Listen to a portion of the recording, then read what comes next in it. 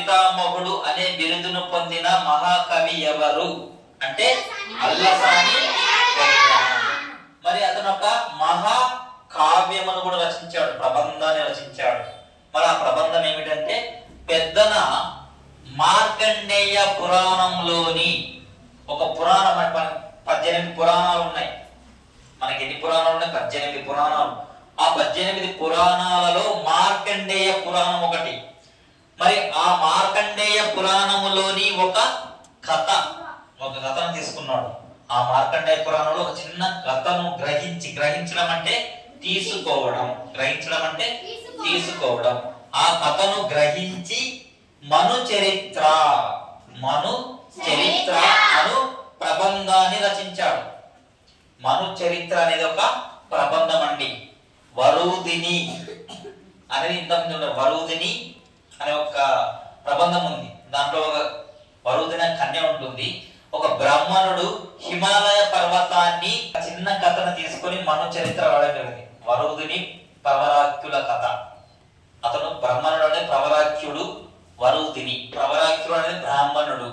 అతను హిమాలయాలకు వెళ్తాడు. అక్కడ హిమాలయాలకు వెళ్ళి అక్కడ హిమాలయ పర్వతం అంతా కూడా అక్కడ సుందరమైనటువంటివన్నీ చూచి తిరిగి రావాలని వెళ్తే అక్కడ వరూధిని ఒక కన్యను చూసిన వెంటనే అక్కడ ఆమె యొక్క మాయలో పడి అతను అక్కడే ఉండిపోతాడు, మళ్ళీ తిరిగి రాకుండా. సో ఆ యొక్క వరూధిని ప్రవరాఖ్యుల కథనే మను చరిత్ర. మరి ఆ కథను మార్కండేయ పురాణంలోని కథను తీసుకొని ఈ యొక్క మను చరిత్ర రాయడం జరిగింది. మను చరిత్రను ప్రబంధాన్ని రచించినటువంటి కవి ఎవరంటే అల్లసాని పెద్దన. ఆ ప్రబంధాన్ని రచించాడు. తర్వాత తెలుగు పంచమహాకావ్యాలలో, మన తెలుగులో పంచమహాకావ్యాలు ఉన్నాయి. తెలుగులో ఎన్నున్నాయి? పంచమహాకావ్యాలు ఉన్నాయి. ఆ పంచమహాకావ్యాలలో 5 ఏమిటంటే, 1 మను చరిత్ర, 1 వసు చరిత్ర, 1 అమ్యుక్త మల్యాద, 1 పాండురంగ చరిత్ర, ఇంకొకటి ఏదో ఉంది మార్కండేయ పురాణం కింద ఒకటి పంచ పాండవులు ఒకటి ఉంది. మొత్తం పంచమహాకావ్యాలలో మొట్టమొదటిది ఏది రచించారు? తెలుగు పంచమహాకావ్యాలలో మను చరిత్ర అనేది మొట్టమొదటిది. తెలుగు పంచమహాకావ్యాలలో మొట్టమొదటి పంచకావ్యం ఏమిటి? మను చరిత్ర. అలాగే శ్రీకృష్ణ దేవరాయల ఆస్థానములో భువన విజయ మహాసభలలో అష్ట దిగ్గజ కవులలో మొట్టమొదటి వాడెవరు? అల్లసాని పెద్దన. అలాగే పంచమహాకావ్యాలలో మొట్టమొదటి కావ్యం ఏమిటి? మను చరిత్ర. ఇవి 2 చాలా ఇంపార్టెంట్. అల్లసాని పెద్దన రచించినటువంటి పంచమహాకావ్యాలలో మొట్టమొదటి కావ్యం ఏమిటంటే మను చరిత్ర. మార్కండేయ పురాణంలో ఒక చిన్న కథను తీసుకొని తాను రచించినటువంటి ప్రబంధము పేరేమిటంటే మను చరిత్ర. అర్థమైందా? ఇది ఇంపార్టెంట్. హరికథ సారం పెద్దన యొక్క ఇతర రచనలు అంటే మను చరిత్రతో పాటు ఇంకొక కథను రాశాడు. ఏది?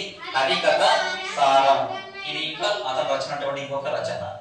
అల్లసాని వాణి అల్లిక జిగి బిగి అని విఘ్నులందురు. ఇక్కడ జిగి బిగి. అల్లసాని వాణి అల్లిక అంటే ఏమిటి? కలయిక. అల్లసాని వాణి యొక్క కలయిక ఎలా ఉంటుంది? జిగి బిగి. జిగి అంటే జిగులు అంటారు, అంటే కాంతి. జిగి అంటే కాంతి. తర్వాత బిగి అంటే బిగించడం, కష్టం. బిగించడం ఆ ముడి వస్తే మనం మళ్ళీ ఇప్పాలంటే కష్టంగా ఉంటుంది. అలాగే అల్లసాని వాళ్ళ అల్లిక ఎలా ఉంటుందంటే తన రచనలు ఎలా ఉంటాయంటే జిగి బిగి అంటే చూడడానికి కాంతివంతంగా ఉంటూ అక్కడ కొంచెం బిగించుకొని విప్పడానికి చాలా కష్టంగా ఉండేటటువంటి అర్థమైనట్టే అవుతుంది, అక్కడ మరి కొంచెం కష్టంగా కనిపిస్తుంది. అదే అల్లిక జిగి బిగి అని విఘ్నులందరూ. విఘ్నులు అంటే ఎవరు? పండితులు. విఘ్నులు అంటే ఎవరు? బాగా తెలిసిన వారు విఘ్నులు. అంటే శ్రీ విశ్వనాథ సత్యనారాయణ ఈ యొక్క కొటేషన్ ఇచ్చింది ఎవరు? విశ్వనాథ సత్యనారాయణ.